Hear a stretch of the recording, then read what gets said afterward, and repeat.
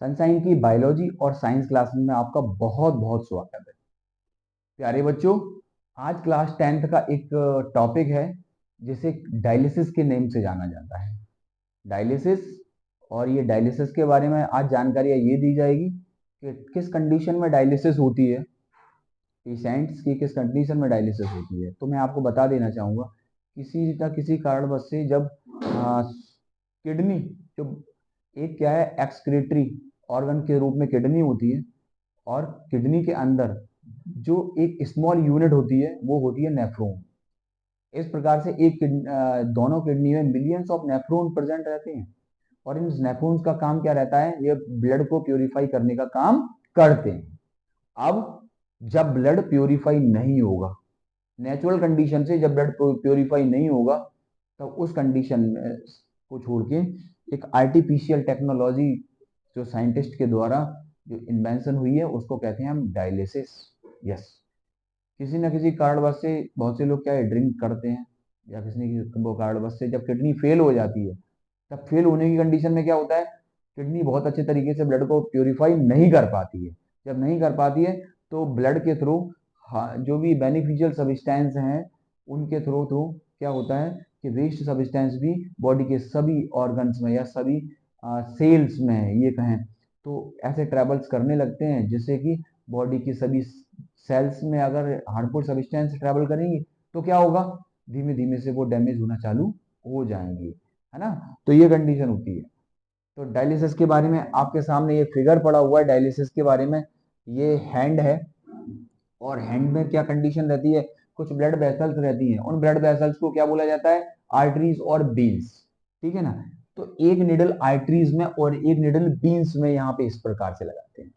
तो जरा देखेंगे, एक जो वेसल्स से ये डर्टी ब्लड बॉडी, जिसमें कि इस डर्टी ब्लड में क्या है, बेनिफिशियल सब्सटेंस के साथ यूरिया भी है। ठीक है। और यूरिक एसिड हमारी बॉडी के लिए बहुत ही ज्यादा हार्मफुल होता है, इसीलिए इसको क्या है समय समय पे क्या करना पड़ता है, वो पड़ता है ये बॉडी से रिमूव करने का काम करना पड़ता है या एलिमिनेट करने का काम करना पड़ता है। डर्टी ब्लड ये सीधा इधर से होता हुआ एक यूनिट बड़ी बनी होती है जिसे हम कहते हैं डायलेसर। क्या बोलते हैं, डायलेसर। और इस डायलेसर की कंडीशन है, यहाँ से जो ब्लड, डायरेक्टिव ब्लड कुछ इस प्रकार से डायलिसिस में इस प्रकार से कुछ कॉइल्स टाइप से मूवमेंट करती हुई पाई जाती हैं, और ये डायरेक्टिव ब्लड को जैसे ही लेके आएंगी, इसके अंदर क्या कंडीशन होगी, यूज डायलिसिस सॉल्यूशन, इसके अंदर भरा होगा डायलिसिस सॉल्यूशन।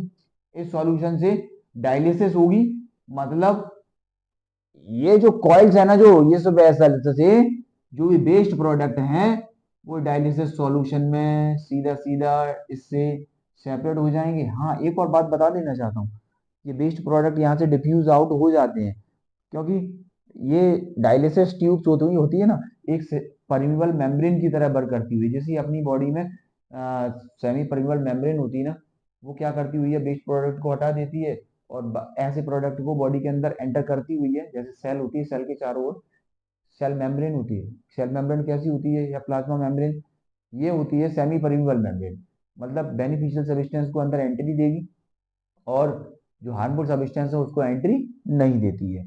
तो इसी प्रकार से ये ट्यूब्स है, ये एक सिलेक्टिव परिमल मेम्ब्रेन की तरह बनी होती है, जिस प्रकार से अपनी बॉडी में सेल्यूलोज की बनी होती है। ठीक है। और यहाँ से वेस्ट प्रोडक्ट को इस डायलेसर सॉल्यूशन में सेंड कर दिया जाता है, और वेस्ट प्रोडक्ट क्या होता है, पूरा 1% से लेके 100% तक पूरा इस डायलेसर सॉल्यूशन में इधर से निकलता हुआ, इधर से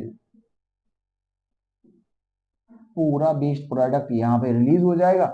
बचेगा क्या, क्लीन ब्लड बचेगा, और यही क्लीन ब्लड दूसरी वेसल्स के थ्रू बॉडी की दूसरी वेसल्स में एंट्री करेगी, और यहां से वो ब्लड प्योर होके बॉडी के सभी पार्ट में जाने के लिए तैयार हो जाएगा।